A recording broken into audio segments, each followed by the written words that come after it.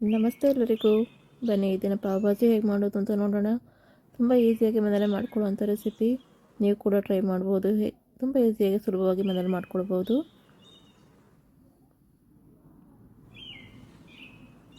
ಈಗ ಇದಕ್ಕೆ ಏನೆಲ್ಲ ಸಾಮಗ್ರಿ ಬೇಕು ಅಂತ ನೋಡೋಣ. ಮೊದಲು 1 ಕಪ್ನಷ್ಟು ಕ್ಯಾರೆಟ್, ಹಾಗೆ 1 ಕಪ್ನಷ್ಟು ಆಲೂಗಡ್ಡೆ, ಒಂದು ಸ್ವಲ್ಪ ಬೀಟ್ರೂಟ್ ಕಲರಿಗೋಸ್ಕರ, ಹಾಗೆ 1 ಕಪ್ ಕ್ಯಾಪ್ಸಿಕಮ್, 1 ಕಪ್ ಬಟಾಣಿ, 1 ಕಪ್ ಟೊಮೊಟೊ ಹಣ್ಣನ್ನು ಚಿಕ್ಕದಾಗಿ ಕಟ್ ಮಾಡಿ ಹಾಕ್ಕೊಳ್ತಾ ಇದ್ದೀನಿ. ಹಾಗೆ ಸ್ವಲ್ಪ ರುಚಿಗೆ ತಕ್ಕಷ್ಟು ಉಪ್ಪನ್ನು ಪುಡಿ ಹಾಕಿ ಒಂದು ಎರಡು ವಿಷಲ್ ಬರೋಷ್ಟು ಬೇಯಿಸ್ಕೊಳ್ತಾ ಇದ್ದೀನಿ.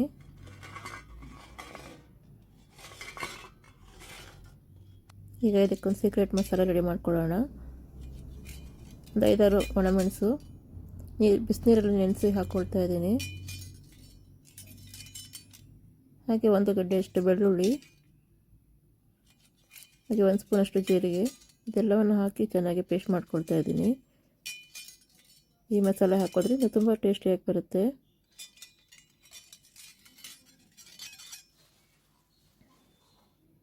ಸ್ವಲ್ಪ ನೀರು ಹಾಕ್ಕೊಂಡು ಪೇಸ್ಟ್ ಮಾಡ್ಕೊಳ್ಳಿ. ಈಗ ಒಂದು ಬಾಣಲೆಗೆ ಸ್ವಲ್ಪ ಬೆಣ್ಣೆಯನ್ನು ಹಾಕ್ಕೊಳ್ತಾ ಇದ್ದೀನಿ. ಪಾವ್ ಭಾಜಿಗೆ ಬೆಣ್ಣೆ ಬೇಕಾಗುತ್ತೆ. ಹಾಗೆ ಸ್ವಲ್ಪ ಎಣ್ಣೆಯನ್ನು ಹಾಕ್ಕೊಳ್ತಾ ಇದ್ದೀನಿ. ಈಗ ಚಿಕ್ಕದಾಗಿ ಶುಂಠಿ ಬೆಳ್ಳುಳ್ಳಿಯನ್ನು ಚಿಕ್ಕದಾಗಿ ಕಟ್ ಮಾಡಿ ಹಾಕ್ಕೊಳ್ತಾ ಇದ್ದೀನಿ.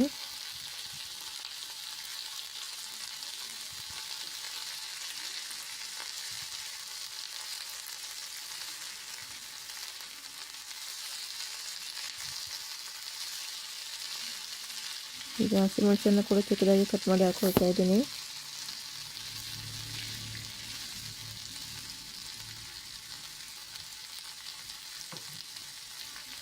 ಕ್ಯಾಪ್ಸಿಕಮ್ ಒಂದನ್ನು ಚಿಕ್ಕದಾಗಿ ಕಟ್ ಮಾಡಿ ಹಾಕ್ಕೊಂಡಿದ್ದೀನಿ.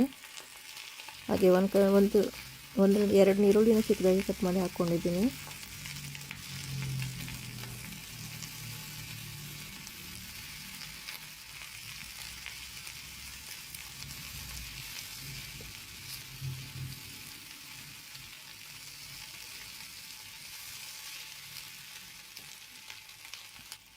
ಎಲ್ಲ ಚೆನ್ನಾಗಿ ಫ್ರೈ ಆಗಬೇಕು.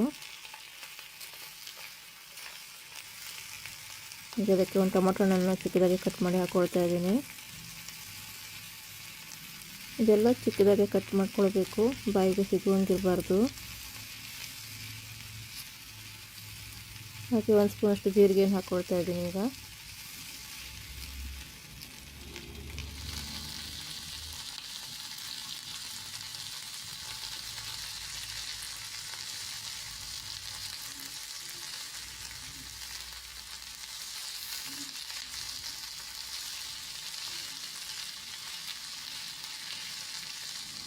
ಎರಡು ಸ್ಪೂನಷ್ಟು ಖಾರದ ಪುಡಿಯನ್ನು ತಗೊಂಡಿದ್ದೀನಿ.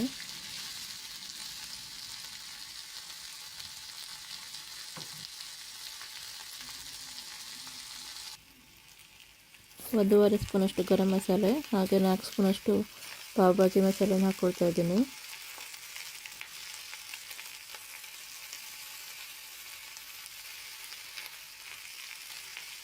ಪಾವ್ ಭಾಜಿ ಮಸಾಲೆನ ಅಂಗಡಿಯಲ್ಲಿ ಕೂಡ ತಂದು ಹಾಕ್ಕೊಳ್ಬೋದು. ಚೆನ್ನಾಗಿರೋ ಮಸಾಲೆನೇ ಸಿಗುತ್ತೆ, ನೀವು ಅದನ್ನು ತಂದು ಬೇಕಿದ್ರೆ ಹಾಕ್ಕೊಳ್ಳಿ.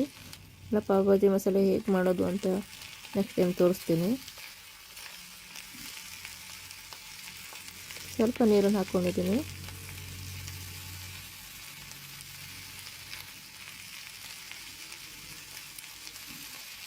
ಈಗ ಬೇಯಿಸ್ಕೊಂಡಿರೋ ತರಕಾರಿನ ಹಾಕ್ಕೊಳ್ಬೇಕು. ಈಗ ತರಕಾರಿ ಎಲ್ಲ ಹಾಕ್ಕೊಂಡು ಚೆನ್ನಾಗಿ ಸ್ಮ್ಯಾಶ್ ಮಾಡ್ಕೊಳ್ಬೇಕು. ನೀವು ಇದಕ್ಕೆ ಹಾಕ್ಕೊಂಡು ಸ್ಮ್ಯಾಶ್ ಮಾಡಿದರೂ ನಡೆಯುತ್ತೆ, ಕುಕ್ಕರೆಲ್ಲ ಫಸ್ಟ್ ಸ್ಮ್ಯಾಶ್ ಮಾಡಿ ನೆಕ್ಸ್ಟ್ ಇದಕ್ಕೆ ಹಾಕ್ಕೊಂಡು ನಡೆಯುತ್ತೆ.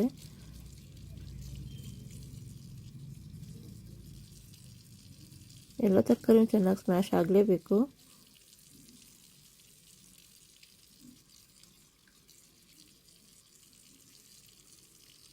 ನಾವಿಲ್ಲಿ ಯಾವುದೇ ಕಲರನ್ನು ಉಪಯೋಗಿಸಲಿಲ್ಲ, ಬೀಟ್ರೂಟನ್ನು ಹಾಕ್ಕೊಂಡಿದ್ದೀವಿ ಕಲರಿಗೋಸ್ಕರ.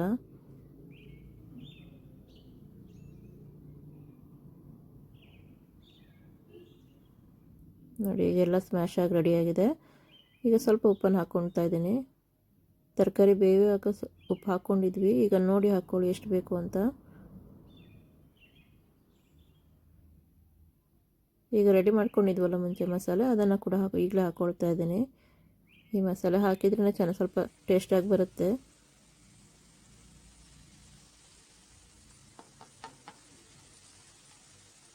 ಈಗ ಇದ್ರ ಮೇಲೆ ಸ್ವಲ್ಪ ಬೆಣ್ಣೆಯನ್ನು ಹಾಕ್ಕೊಳ್ತಾ ಇದ್ದೀನಿ. ಎಲ್ಲ ಸೇರಿಸಿ ಚೆನ್ನಾಗಿ ಕುದಿಲಿಕ್ಕೆ ಬಿಡಬೇಕು. ತಳ ಹಿಡಿದು ಇರೋ ಥರ ನೋಡ್ಕೊಳ್ಬೇಕು.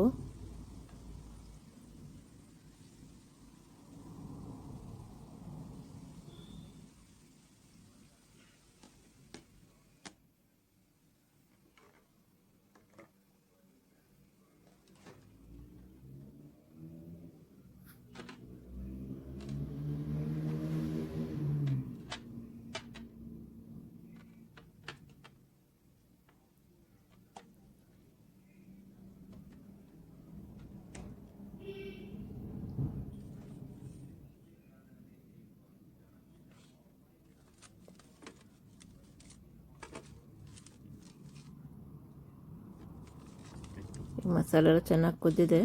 ಕೊತ್ತಂಬರಿ ಸೊಪ್ಪನ್ನು ಚಿಕ್ಕದಾಗಿ ಕಟ್ ಮಾಡಿ ಹಾಕ್ಕೊಳ್ತಾ ಇದ್ದೀನಿ. ಈಗ ನಾವು ಪಾವನ್ನು ರೆಡಿ ಮಾಡ್ಕೊಳ್ಳೋಣ. ನನ್ನ ಮನೆಯಲ್ಲಿ ಪಾವು ರೆಡಿ ಮಾಡಲಿಲ್ಲ, ಬೇಕರಿಯಿಂದನೇ ತಂದು ಹಾಕ್ಕೊಳ್ತಾ ಇರೋದು. ಈಗ ಒಂದು ಹಂಚಿನ ಮೇಲೆ ಸ್ವಲ್ಪ ಬೆಣ್ಣೆನ ಹಾಕ್ಕೊಂಡಿದ್ದೀನಿ. ಹಾಗೆ ಪಾವ್ ಭಾಜಿ ಮಸಾಲೆಯನ್ನು ಸ್ವಲ್ಪ ಹಾಕ್ಕೊಳ್ತಾ ಇದ್ದೀನಿ. ಆ ಪೌಡರ್ನ ಹಾಕ್ಕೊಳ್ತಾ ಇದ್ದೀನಿ. ನೆಕ್ಸ್ಟ್ ಈಗ ಮಸಾಲೆ ರೆಡಿ ಮಾಡಿದ್ವಲ್ಲ ಅದು ಕೂಡ ಸ್ವಲ್ಪ ಹಾಕ್ಕೊಳ್ತೀನಿ.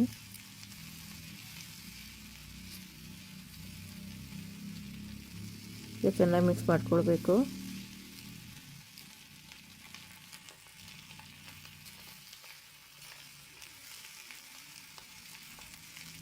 ಈಗ ಅದ್ರ ಮೇಲೆ ಪಾವನ್ನು ಹಾಕ್ಕೊಳ್ತಾ ಇದ್ದೀನಿ.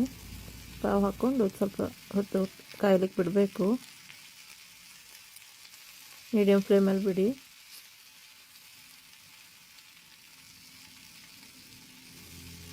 ನೋಡಿ, ತುಂಬ ಸುಲಭ ಇದೆ, ಮನೇಲಿ ಮಾಡ್ಕೊಳ್ಬೋದು. ನೀವು ಕೂಡ ಟ್ರೈ ಮಾಡಿದರೆ ಹೇಗೆ ಬಂದಿದೆ ಅಂತ ಕಮೆಂಟ್ ಮಾಡಿ ತಿಳಿಸಿ.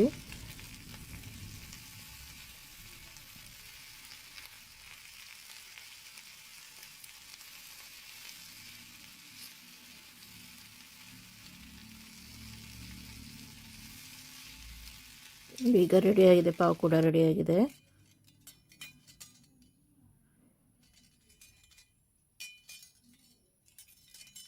ಪಾವ್ ಭಾಜಿ ಮಸಾಲೆ ಎರಡು ರೆಡಿಯಾಗಿದೆ. ನೀವು ಕೂಡ ಮನೇಲಿ ಟ್ರೈ ಮಾಡಿ ಹೇಗೆ ಬಂದಿದೆ ಅಂತ ತಿಳಿಸಿ. ನಿಮಗೆ ಈ ಚಾನಲ್ ಇಷ್ಟ ಆಗಿದ್ರೆ ಸಬ್ಸ್ಕ್ರೈಬ್ ಮಾಡಿ, ಲೈಕ್ ಮಾಡಿ, ಶೇರ್ ಮಾಡಿ, ಕಮೆಂಟ್ ಮಾಡಿ. ಥ್ಯಾಂಕ್ ಯು ಎಲ್ಲರಿಗೂ.